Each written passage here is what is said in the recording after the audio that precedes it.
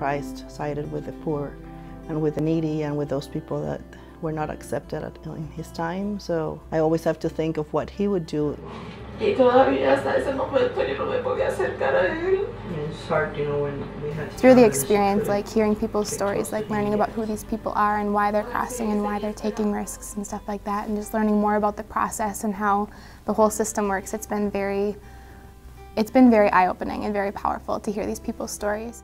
I'm Pastor Rosemary Sanchez Guzman. I come from Bolivia, and groups used to go to Bolivia and build houses and help us out. But they never learned the issues, and I was bothered by that since I was young. So Cristo Rey decided that we didn't want to be just used as tokens to say, hey, I built this house for this poor person. Look, I am so good, I'm the savior here. We don't like that way of thinking. We rather teach people that we're in a journey together and that they're coming here to learn from the poor. The Border Immersion program is run through Iglesia Luterana Cristo Rey, located here in central El Paso, a week-long program that brings university and church groups from around the country to the border to really learn and experience and feel what the reality is of immigration and the border. But I think the most important part of that are the stories that people share. We emphasize a lot on stories. To hear personal stories of undocumented individuals in the country, that has been really interesting and really difficult. Hearing firsthand their stories, which I think is really important. It makes them very human, very different from what you hear in the news or in the media or in society as a whole right now. I guess in North Dakota I'm very isolated from the whole problem. So what I do know is just what I've seen in the media and heard from fellow North Dakotans, which is not very accurate in most instances. We have the facilities for the groups to stay. We also involve the members of the congregation in sharing their stories and fellowshipping with the groups that come, and it's kind of a bridge building. The first thing they do is have a bilingual worship with us. And then they hear stories from our people after church. I came to El Paso in '97 to work in the congregation after finishing seminary. It was a big surprise for me because a good 60% now of the congregation is still undocumented. We organized in 2001 with 99 members, as charter members of the congregation. We had a really bad event that the Lutheran church that we were using didn't want us anymore. They didn't want the Hispanic people there, so we left. It was a very difficult time for our congregation, but instead of killing the church, it actually helped us to grow. Because the members said the church is not the building, so if we had to put chairs in the park, you know, we'll have to do that. Our people here don't give up, and I'm that kind of person too. I don't give up. Their faith has helped me not to give up. And God has provided, have done miracles here. And I love the community, I love the people, and I think that why I stay is because of their faith and the spiritual part of it. So when we have groups, that really shows, because they share their story, but they also share their faith. It's like I cannot tell them, no, don't share about your faith, because it's like they can't share their story without the faith component. Really, the church takes care of the details of the itineraries, and we work with so many different organizations to create a week for the participants that come. We visit Annunciation House, which is a shelter for immigrants. It seemed like a very rundown building. She said that the building was over 100 years old and falling apart. These people need homes and they need a place to stay. I thought that was extremely powerful and very moving. We visit the colonias outside of El Paso. I try to take the groups to the colonias first. If they want to cross to Mexico, then we do second. Because I want them to learn about the poverty here and about the problems here before they learn what's happening in Mexico. And I bring them to the colonias to see how they live or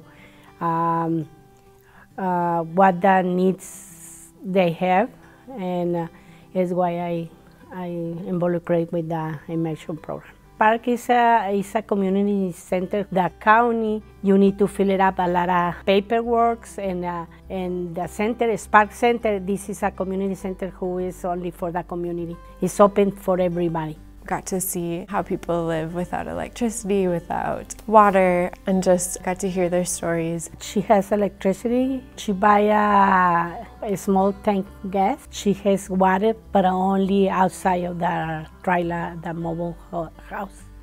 Again, made that living condition very human and very real, not just something that you saw like on TV in a documentary, but like actually living there and, you know, sharing a meal with these people. We wanted to have the children in a place after school.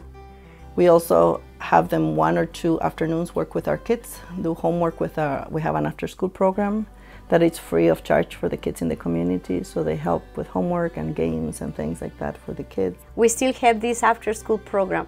I am very happy because I see now professionals who were former students in our after-school program.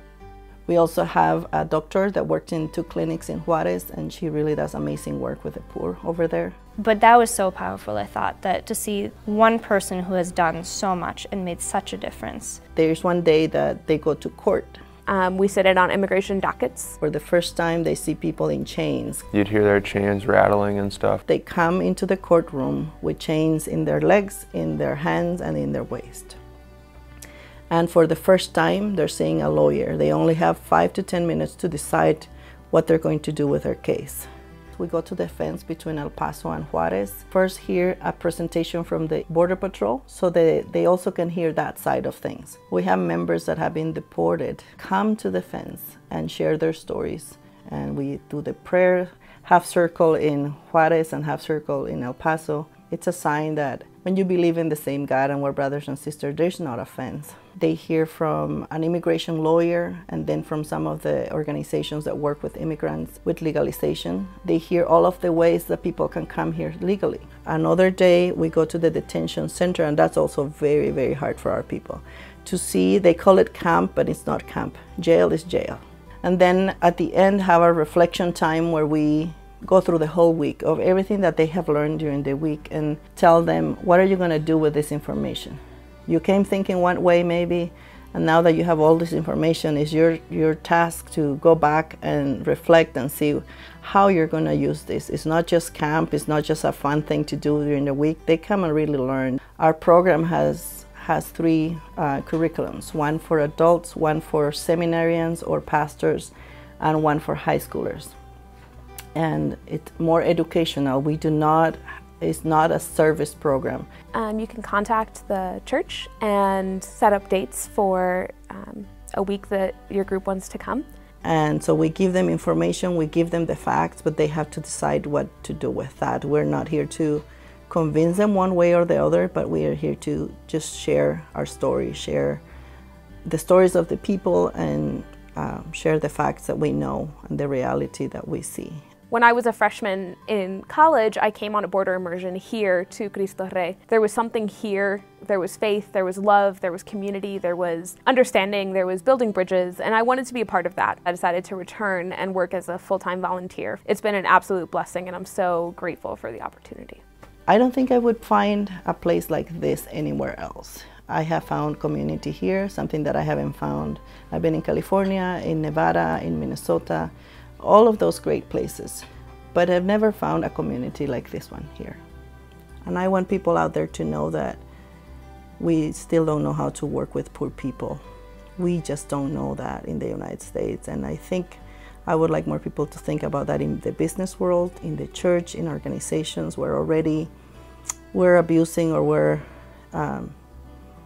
oppressing people that are already oppressed with our systems. And we have to think outside of the box to really learn how to end poverty in the state. It is possible because we are a very rich country, and how to be good neighbors to other countries. So.